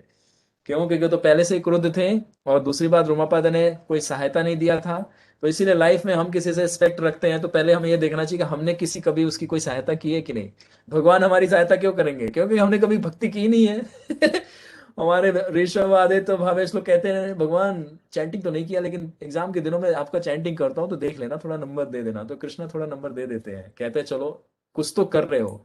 तो कृष्णा चाहते हैं कि आप थोड़ा उनका सेवा तो करें, तब तो कुछ करेंगे ना। कोई भी व्यक्ति हमारा ग्रेटफुल कब होता है? जब हम उसकी कोई सेवा करते हैं। गुरु को जब हम सेवा से उनका हृदय जीतते हैं तो भक्ति हमारे हार्ट के अंदर इन्फ्यूज कर देते हैं, बिल्कुल इंजेक्ट कर देंगे। वैसे भक्ति नहीं आएगा। चार लोग हमें भक्ति देते हैं, सब पता होना चाहिए। तो उसी तरह से देवदासियों का सहारा लिया किसने? है ना, रोमापाद ने। और इनको वेल ट्रेंड करके, ब्राह्मणों के अंडर गाइडलाइन में सारी ट्रेंड हुई थी, और इनको भेजा कहाँ? उसी अरण्य फॉरेस्ट में, है ना, अरण्य फॉरेस्ट में भेजा, जहां पे विभांडक ऋषि अपने पुत्र सिंह ऋषि के साथ रहते थे अकेले, राइट। उस समय में कोई भी वहां पे नहीं रहता था, सिर्फ विभांडक और श्रृंग ऋषि रहते थे। तो सिंह ऋषि ने जन्म लेने के पश्चात कभी नारी का अवलोकन नहीं किया था। Never seen woman and woman picture and girl in a throw of the life. पूरा लाइफ उन्होंने कभी भी सुना ही नहीं था। और शास्त्र भी ऐसे पढ़ाते थे कि उनको, जैसे मैं आप लोगों को कुछ चीजें बता रहा हूँ और कुछ चीजें को समझा रहा हूँ, उसी तरह से उन्होंने ऐसा ट्रेंड किया था कि उनको इस स्पीसीज का एक्सटेंट एग्जिस्ट करता है, ही डजंट नो, उनको पता ही नहीं था, है ना। तो ऋषि सिंह का अंग देश में बड़े हर्षोल्लास के साथ स्वागत किया गया। क्यों? क्योंकि देवदासियों के साथ वापस। अब देवदासियां कैसे लाई, तो आपको शॉर्ट में थोड़ा सा बता देता हूं, क्योंकि आपके माइंड में क्यूरियोसिटी तो हो रहा है कि क्या चला था। ये देवदासियां ऋषि मुनियों के वेशभूषा को पहना था इन्होंने, और बहुत सुंदर क्यूट लगती थी ये लोग। और वहां पे जाके मंत्रों का उच्चारण करती थी, भागवतम का, श्लोक का, अलग अलग ऋग्वेद से भगवान के गुणगान का ये लोग। इसलिए हम आप लोगों को बोलते हैं कि आप लोग इस श्लोक को सीखा कीजिए, उसको रिसाइट किया कीजिए, तो भगवान अट्रैक्ट होंगे आपसे, सुनेंगे चलो कुछ हमारे को बुलाने का प्रयास कर रहा है। तो देवदासियां थी। तो ये सुन के जो ऋषि सिंह थे, उनके मन में आता था कि बहुत स्वीट साउंड है, और ये कौन है, ये आज तक जंगल में मैंने ये ध्वनि नहीं सुना, इतना कौन बोल रहा है, हमारे और पिताजी के अलावा तो कोई दिखता ही नहीं है दूर दूर तक, तो ये कौन है। तो उसको पीछा करते करते, और वो लोग आगे जाते जाते रहे, उस तरह से उनको ट्रैप करके वो साउंड को फॉलो करते करते अंग देश तक पहुंच गए। और जैसे ही अंग देश में उनका चरण पड़ा, तो भविष्यवाणी जैसे की गई थी कि उनका चरण स्पर्श मात्र से जहां जहां जिस जिस राज्य में वो गए, मतलब जिस जिस स्थान में गए, पूरा बादल वहां पे वर्षा उसी समय में आ गया। और ये फैक्ट है, इतने पावरफुल पर्सनालिटी होते हैं। प्रभुपाद जी भी अमेरिका में भी कितने जगह पे, और हमारे इंडिया में, गुजरात में, और कुछ जगहों पे जहाँ पे वर्षा 4-5 साल से नहीं हो रहा था, प्रभुपाद जी जैसे ही गए थे, उसी समय में कीर्तन हुआ और उसी समय में वर्षा हुई। ये फैक्ट है। तो पौपा जी का प्योरिटी, और पौपा जी को समझ लीजिए कि पौपा जी हमारे कोई ऑर्डिनरी आचार्य नहीं है, पौपा जी ने करके दिखाया था ये। तो वहां पे वर्षा हुई थी, क्योंकि पौपा जी परम विशुद्ध है, प्योर डिवोटी आचार्य हैं। तो आप लोगों को नहीं पता है, लेकिन हम बता रहे हैं, ठीक है। तो ये हमने सुना है उनके डिसाइपल से, और मैक्सिमम डिसाइपल ने ये ग्लोरीफाई किया है।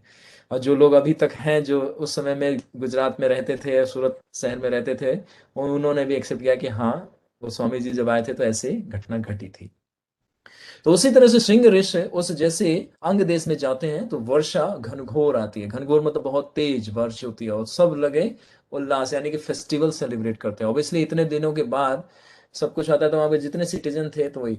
तो इस तरह से इतना प्रसन्न होने के बाद रोमपाद ने उनको अपना पुत्री कर क्या किया, दान कर दिया। अब क्यों दान किया? क्यों? क्योंकि वहां पे उनको भय था कि अगर ऋषि सिंह वापस चले गए, तो पहली बात तो विभांडक ऋषि को तो पता चलना ही था, अभी नहीं तो बाद में। वो तो इतना तपस्वी थे कि वो सिर्फ ध्यान लगाते तो पता कर लेते कि कहाँ पे है ना। जैसे हम लोग स्पाई कैमरा में देखते हैं, सैटेलाइट से हम देख लेते हैं कौन सी जगह पे कहाँ पे है ना। उसी तरह से वो ध्यान लगाते हैं तो सब कुछ देख लेते हैं कि क्या घटना घट रही है। लेकिन भगवान की व्यवस्था थी ये सब, और काल की व्यवस्था थी, तो ये सब समय के अनुसार ही घटित हो रहा था। तो जो विभांडक ऋषि थे, उनको अगर पता चलता तो अंग देश को वो पूरा, मतलब बहुत बुरी तरह से नुकसान पहुंचा सकते थे अकेले, है ना। राजा राज्य कुछ भी नहीं कर सकता उनका। तो उन्होंने जो हमारे रोमपाद थे, इन्होंने एक उक्ति लगाई, और ये सारा जो हमारे ये जो चित्र थे, इनका ये सारा विचार था। उन्होंने कहा कि अब हमारा राज्य सुरक्षित हो गया, लेकिन अभी सुरक्षित नहीं हुआ। क्यों? क्योंकि विभांडक ऋषि को जैसे ही पता चलेगा कि पुत्र का हमने ऐसा व्यवहार किया है, उनके पुत्र को छल से यहाँ पे बुलाया है, और उनके साथ हमने ऐसा ऐसा कार्य कर दिया है जो कि उनको बिल्कुल भी स्वीकार नहीं होगा। तो उन्होंने इसी बहाने उन्होंने दिया कि अगर ये किसी तरह से हमारा अगर पुत्र बन जाए और ये इनसे विवाह कर ले, तो संबंध हो जाने के बाद वो हमारे को या हमारी पुत्री को किसी भी तरह से नुकसान नहीं कर पाएंगे। तो ये उनका मेन मोटिव था, शांता का विवाह करने का, किससे? ऋषि श्रृंग से। ठीक है, तो ये क्लियर हुआ आपको? ये यहाँ पे इतना ही हम आपको बताएंगे, अब इनकी ज्यादा जानने की आवश्यकता नहीं है, और भी बहुत सारी चीजें हैं। तो बस हम आपको बता दिए कि इस तरह से ये विवाह हुआ ऋषि श्रृंग का, और ऋषि श्रृंग वहां पे रहे। और बाद में जब पता चला, तो फिर ये आगे पता चला, तो क्या पता चला? अब पता चला तो अब कुछ नहीं हो सकता, विवाह हो गया है, और उन्होंने स्वीकार कर लिया किसको? शांता को, ऋषि सिंह को, विभांडक, और अपने अरण्य वन में पुनः वापिस लेके चले गए। अब ये कथा खत्म होती है यहाँ पे, शांता और ऋषि सिंह का संबंध और उनके बैकग्राउंड का कथा पता चल गया आपको। अब हमारा समय भी हो गया है, तो अब आप प्रश्न पूछिए। अगले हफ्ता में आपको इनका आगमन बताएंगे कि आए हैं, तो आगमन कैसे हुआ, और फिर दशरथ महाराज ने क्या उक्ति लगाई कि ये यहाँ पे आए, और जब आए तो पहले ऋषि सिंह आए थे, शांता को बाद में क्यों बुलाया ऋषि सिंह ने, और फिर जब आते हैं तो दशरथ महाराज को पता नहीं चलता, तो फिर रोमापाद बताते हैं, क्या बताते हैं, तो अगले हफ्ते के लिए आप लोग प्रतीक्षा कीजिए, ठीक है। तो अभी सस्पेंस और खुलेगा आपके सामने, ठीक है। तो यहीं पे हम विराम देते हैं इस कथा में, और आप लोग, आपका कोई जिज्ञासा है या कोई क्लैरिफिकेशन चाहिए तो प्लीज अब आप फ्री हैं पूछने के लिए, पूछिए। कौन प्रभु, आप म्यूट अनम्यूट को एक बार देखते रहिएगा। यस, यस, कोई भी प्रश्न है किसी का, जो कल आप लोग जो पूछना चाह रहे थे, सभी का वेलकम है, कोई भी पूछ सकते हैं आप में से। प्रभु जी हरे कृष्णा। श्रेया, पहली क्वेश्चन आया आपका, यस पूछिए। मेरा क्वेश्चन अभी रामायण से रिलेटेड नहीं है पर अलग है, वो पूछूं अभी कि फिर बाद में? रामायण से और आज के टॉपिक से अभी अभी से कनेक्टेड नहीं है? नहीं। ठीक है, आप होल्ड पे रहिए, मैं आपका आंसर करूंगा, अगर पहले मैं इन लोगों से ले लूं। ठीक। ठीक है श्रेया, अभी आपका क्वेश्चन मैं लूंगा, है ना, अगर कोई क्वेश्चन नहीं आता है तो। ठीक है, ठीक। आप में से सब लोग, आई होप कि ऋषि सिंह और शांता जी का सारा हिस्ट्री अब कंफर्म हो गया, और ये आपको बहुत रेयरली कहीं सुनने को मिलेगा, ठीक है। इसीलिए बताइए, अगर कोई जिज्ञासा है तो क्लैरिफिकेशन कीजिए, डाउट है तो क्लैरिफिकेशन कीजिए। चलिए हम 3 हरि बोल बोलेंगे, अगर नहीं। हरे कृष्णा प्रभु जी। हरे कृष्णा प्रभु। अंशु प्रभु बोले, आपसे पहले कोई दिव्य ध्वनि आई थी, जरा उनका भी तारा हम देख लें, आपका मैं तारा। वेट कर लेता हूँ, मैं वेट कर लेता हूँ। हाँ, आप वेट करो, एक मिनट रुको। कौन? नितिन प्रभु, नितिन हसीजा प्रभु, नितिन हसीजा, यस, यस प्रभु बताएं। मुझे से बोला कि देवी देवताओं को नहीं पूजना चाहिए, हम्म।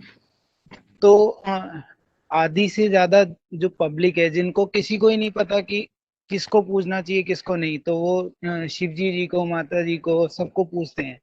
हम्म। तो आपकी वॉइस चली गई, नितिन प्रभु रिपीट कीजिए। ये क्लियर नहीं हुई कि उनको क्यों नहीं ये।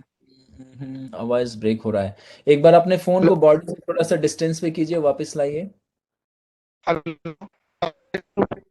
ब्रेक हो जा रहा है प्रभु जी। आप में से कोई और भक्त सुन पा रहे हैं? कौन प्रभु? प्रभु जी पूरी तरह नहीं क्लियर हुआ कि बस यही कह रहे थे कि हेलो। उसको क्या, हाँ, एक इससे क्या समझा जाए कि वो उनको क्यों नहीं पूछना चाहिए, शायद ये क्वेश्चन है, या वो चैट बॉक्स पे लिख सकते हैं नितिन प्रभु। एक हाँ जी, मिनट, हाँ जी, यही क्वेश्चन है। अच्छा, रिपीट कीजिए। प्रभु जी यही क्वेश्चन है मेरा कि उनको अभी क्यों नहीं रिप्लेस पूजना करें। चाहिए। उनको क्यों नहीं पूजना चाहिए? हाँ जी। ओके।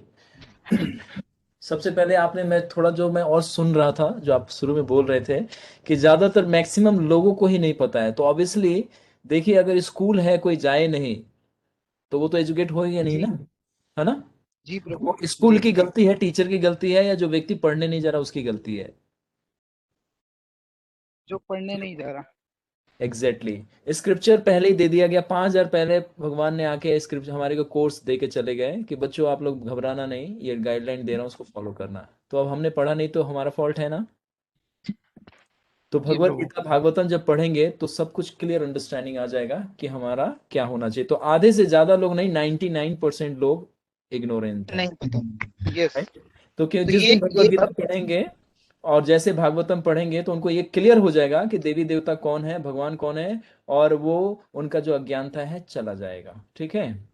तो पढ़ने से पता तो चलेगा। अब आपका प्रश्न आया कि यहाँ पे भगवान कह रहे हैं स्वयं कि आपको देवी देवता की आराधना नहीं करनी है, लेकिन वो भक्तों को बोल रहे हैं, कॉमन व्यक्ति को नहीं बोल रहे हैं। अगले श्लोक में भगवान बोलते हैं कि जो देवी देवता की उपासना करता है वो इनडायरेक्टली मेरी उपासना करता है, भगवान बोलते हैं राइट। भगवत गीता में, ठीक है।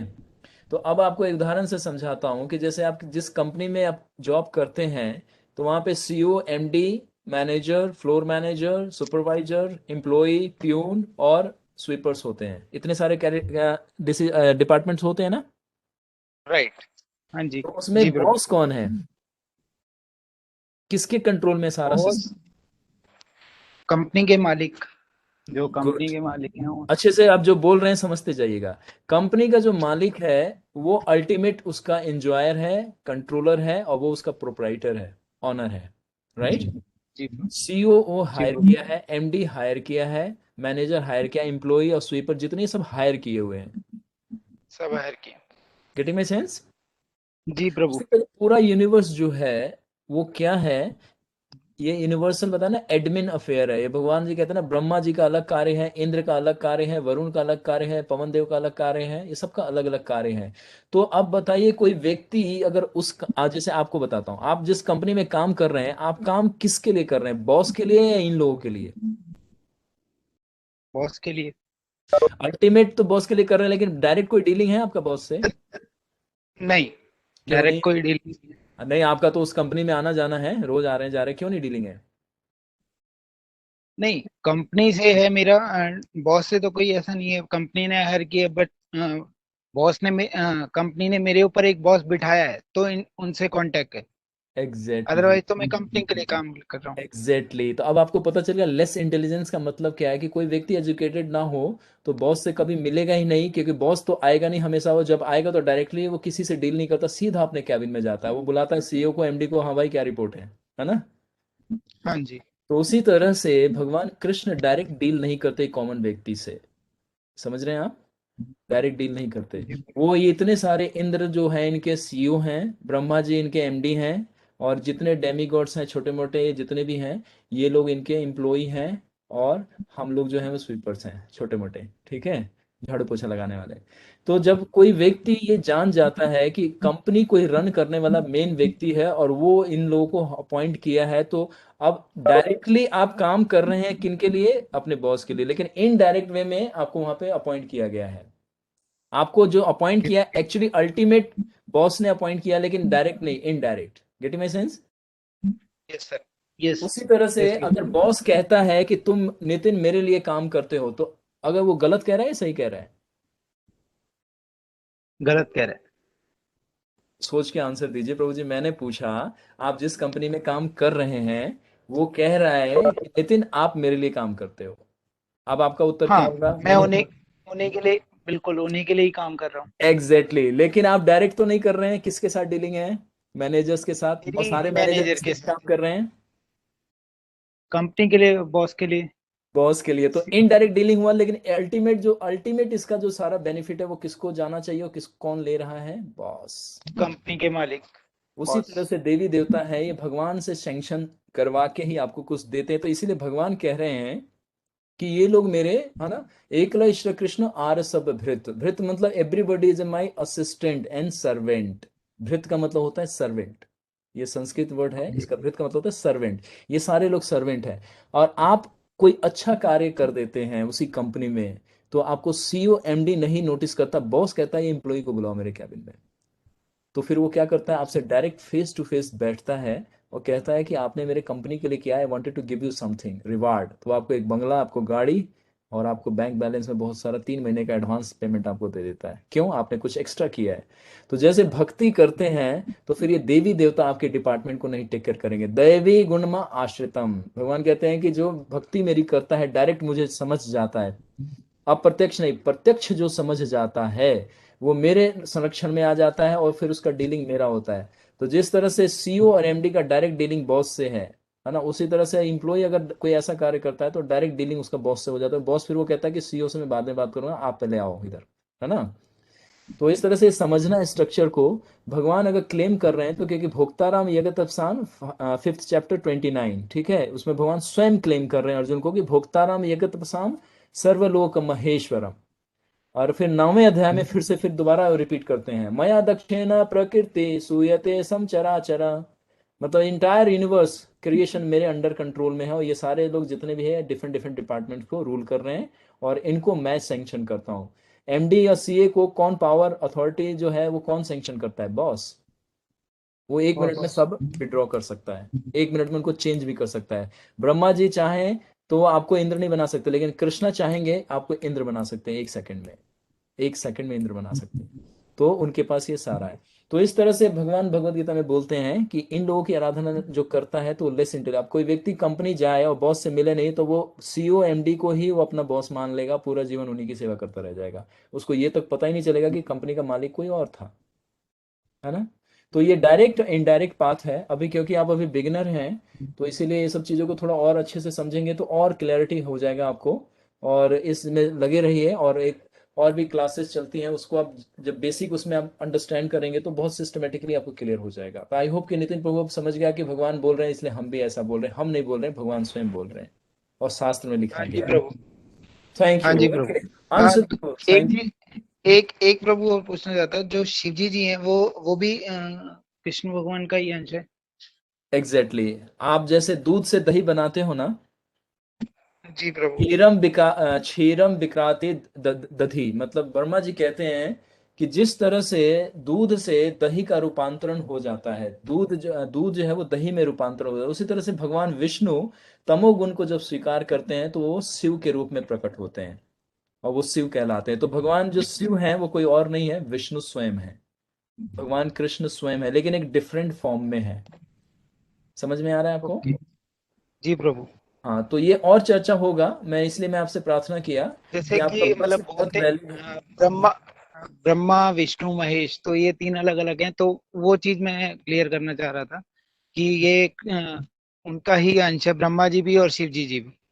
हाँ, भगवान कृष्ण के ही अंश है, ये लोग गुण अवतार कहलाते हैं। भगवान विष्णु भी जो है यहाँ पे, अब विष्णु में भी अलग अलग अवतार होते हैं। विष्णु में एक महापुरुष है, उसमें 3 विष्णु होते हैं, क्षीरद शाही विष्णु, गर्भोदक शाही विष्णु और कारणोदक शाही विष्णु। अब लोगों को एक पता है कि विष्णु होते हैं, लेकिन विष्णु में भी बहुत सारी वैरायटी है जो लोगों को नहीं पता है। तो जिस विष्णु की हम सामान्य लोग जो चर्चा करते हैं वो भगवान के गुण अवतार है। गुण अवतार का मतलब कैसे है? सतोगुण, रजोगुण, तमोगुण। तो तमोगुण में कौन आते हैं? हमारे शिव जी। रजोगुण में कौन आते हैं? ब्रह्मा जी। और सतो और विशुद्ध सतो में आते हैं हमारे भगवान विष्णु। तो ये गुण अवतार कहलाते हैं। और भगवान विष्णु हैं वो पुरुष अवतार हैं। तो इसीलिए मैंने बोला कि इस स्तर पे इतना ही समझिए कि ये तीनों ही भगवान इनको प्रकट करते हैं, ब्रह्मा जी को भी, शिव जी को। और भागवत पढ़ेंगे तो पूरा क्लियर हो जाएगा आपको। ठीक है प्रभु जी।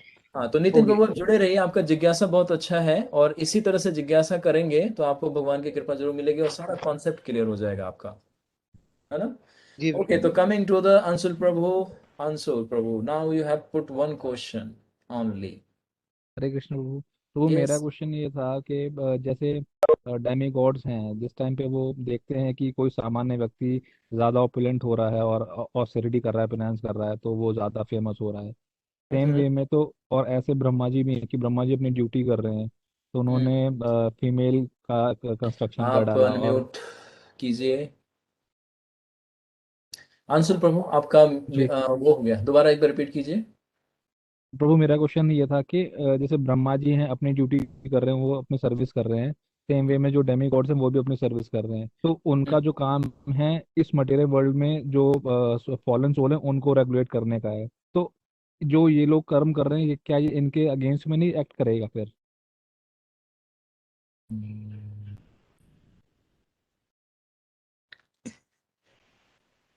किनके अगेंस्ट में? जीवात्मा के, या ये कर्मा नहीं नहीं, का इनके खुद के रिएक्शन उन कर्मा कर्मा डेमिगॉड का करेगा? रिएक्शन। हाँ जी, कर्मा का रिएक्शन डेमी गॉड पे। ओके, देखो, जब अभी कंपनी का ही बात चल रहा है, कंपनी में ही आता हूँ वापस, ठीक है। जी कंपनी में जो हायर पोस्ट पे होते हैं उनको कुछ स्पेशल राइट्स मिला रहता है, जी। समझ रहे हो आप?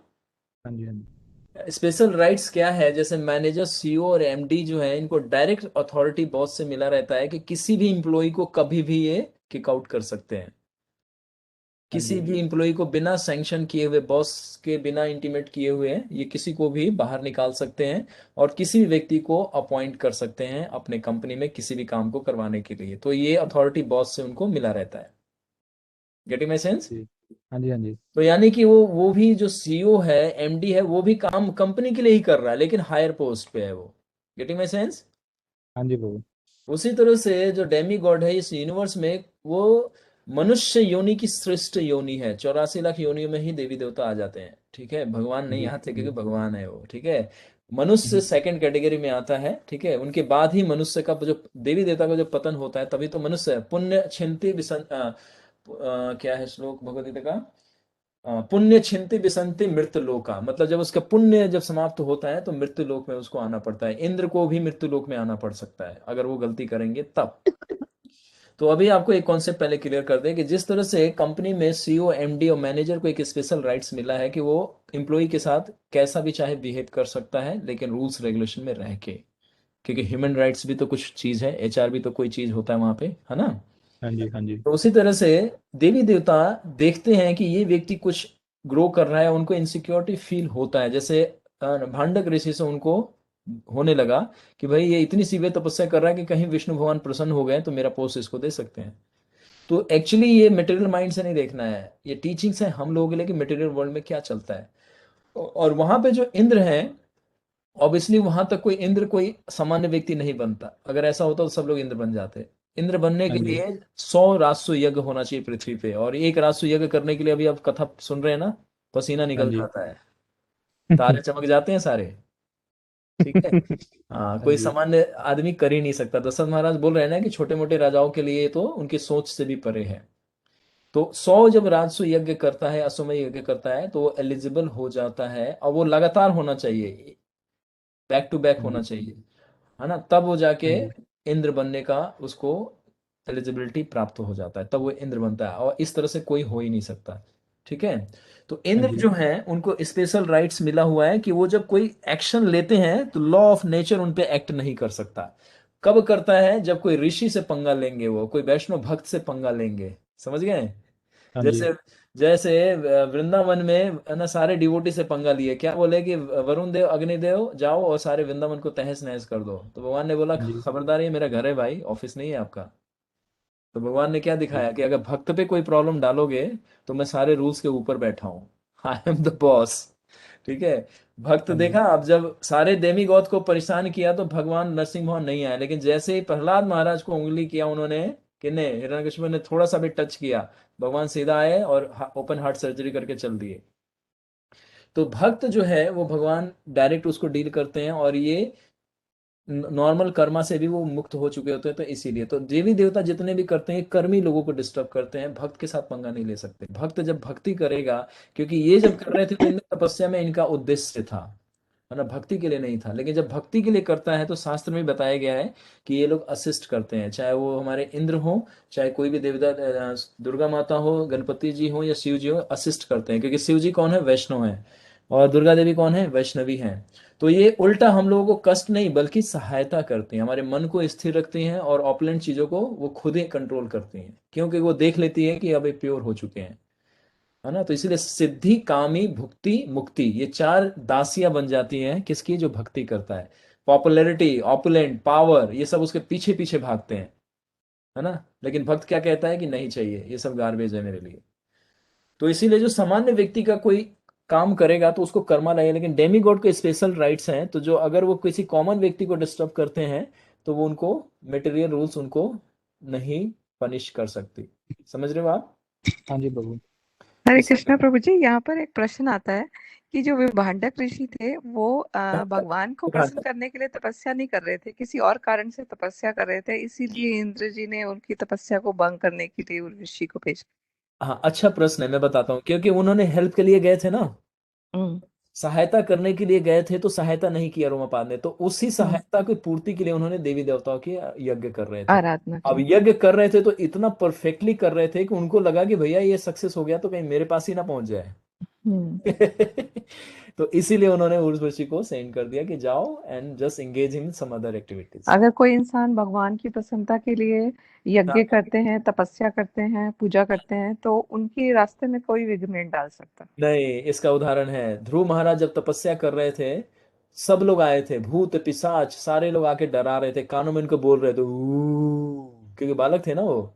जैसे बच्चे हमारे रात में शरारत करते तो माता बाहर गैलरी में ले जाती, कहती है सो जाओ नहीं तो बिल्ली बिल्ली आ जाएगा, शेर आ जाएगा, ले जाएगा उठा के, तो डराते हैं।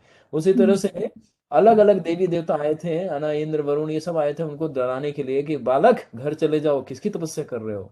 तो उनको लगा था कि, लेकिन भगवान उस समय में उनके हृदय में प्रकट हो चुके थे उसी समय, क्योंकि उन्होंने देखा कि ये मेरे लिए भक्ति कर रहा है। तो इसीलिए ब्रह्मांड की वायु को ही रोक दिया ध्रुव महाराज ने।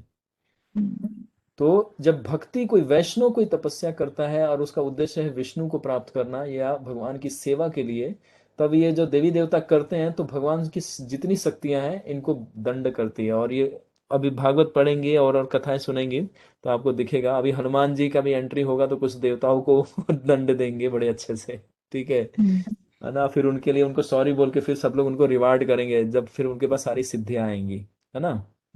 थैंक यू प्रभु जी। तो भक्तों को नुकसान नहीं कर सकते हैं, और करते भी है गलती से। जैसे लेते हैं, इंद्र लेते हैं, वृत्तासुर के साथ पंगा लिया, ब्रजवासियों के साथ पंगा लिया और बहुत सारे भक्तों के साथ। तो जितने लोग ये सारे सारे विष्णु के भक्त थे और कृष्ण के भक्त थे, तो भगवान ने डायरेक्टली चार्ज अपने हाथ में ले लिया। तो इसीलिए भक्ति इतना श्रेष्ठ है, इसीलिए हमें भक्ति करना है, भगवान कृष्ण का भक्त बनना है कि भगवान मेरे को प्रोटेक्ट। इसीलिए भगवान बोलते हैं अवश्य रक्षिबे, मैं आपको 100% प्रोटेक्शन दूंगा। डू नॉट फियर, भगवान बोलते हैं माँ सुच। अर्जुन को बोलते हैं सर्वधर्मान् परित्यज्य माम एकम शरणम ब्रज अहम तुम्हें सर्व पापेभ्यो मोक्षयिष्यामि न सुच। मतलब डू नॉट फियर, डरो मत, मेरे पास हो, आई एम ऑल पावरफुल। तो इसीलिए भगवान कृष्ण की ही भक्ति को हमें स्वीकारना चाहिए। सारे शास्त्र यही कहते हैं, भज गोविंदम भज गोविंदम भज गोविंदम मूढ़ मते। मूढ़ मते मतलब मूर्ख, कहाँ फंसा हुआ है इधर उधर। सारे शास्त्रों में, चाहे वो हमारे शंकराचार्य जी हो, रामानुजाचार्य जी हो, मध्वाचार्य जी हो, सारे स्क्रिप्चर में सारे ऋषि लोग, अभी देखिए जितने ऋषि का एंट्री हो रहा है सब विष्णु की उपासना करते हुए दिख रहे हैं आपको। कोई भी किसी देवता की उपासना नहीं कर रहा है। तो इसीलिए इतना महिमा है और श्रेष्ठ है कि हम भगवान कृष्ण की भक्ति करें। ओके, तो I hope Anshul Prabhu, I hope कि थोड़ा सा चमका तारा आपका। प्रभु जी क्लियर अंडरस्टैंडिंग है आज। हाँ, तो ये है कि देवी देवता सामान्य व्यक्तियों को दंड दे सकते हैं, वैष्णव को नहीं दे सकते। अगर देते हैं तो फिर उन्हीं को पता है ना, रिवर्ट हो जाता है और उनका पोस्ट जो है वो खतरे में आ जाता है। जैसे एक बार अगर बॉस ने डायरेक्ट एम्प्लॉय से डील कर लिया, उसने बोल दिया, उसको आश्वासन दे दिया कि I will take care you, अगर anything you want you directly come to my cabin. अब बीच में कहेगा जो सीईओ एमडी है, भाई कहाँ जा रहा है, पहले मेरे से मिल। तो कहेगा नहीं बॉस ने बुलाया है। वो कहेगा नहीं मैं बॉस हूँ। वो कहेगा नहीं बॉस से बात कर लो आप जाके, अगर आपको प्रॉब्लम है तो। तो जब बॉस अगर बुला रहा है तो इसका मतलब एमडी और सीईओ का भी कोई पावर नहीं है। तो इसीलिए भक्ति जब करते हैं, वैष्णव बनते हैं, तो भगवान स्वयं बोलते हैं कि वो मेरे संरक्षण में डायरेक्टली आ जाता है। और ये फैक्ट है, जब आप भक्ति करोगे उस लेवल पे आके आपको एकदम कृष्ण दिखेंगे कि Krishna is there and he is taking care everything. Prabhupada ji भी बोलते हैं और सारे आचार्य बोलते हैं। तो thank you very much. Next week में हम लोग मिलेंगे तो दशरथ जी का पूरा हिस्ट्री बताएंगे। और आपका प्रश्न था अंशुल प्रभु कि दशरथ जी कौन है, ठीक है। तो ये इनका पास्ट हिस्ट्री क्या था और ये कैसे आए, और फिर इनका आयु में इसमें इनको लास्ट में सेपरेशन क्यों मिला।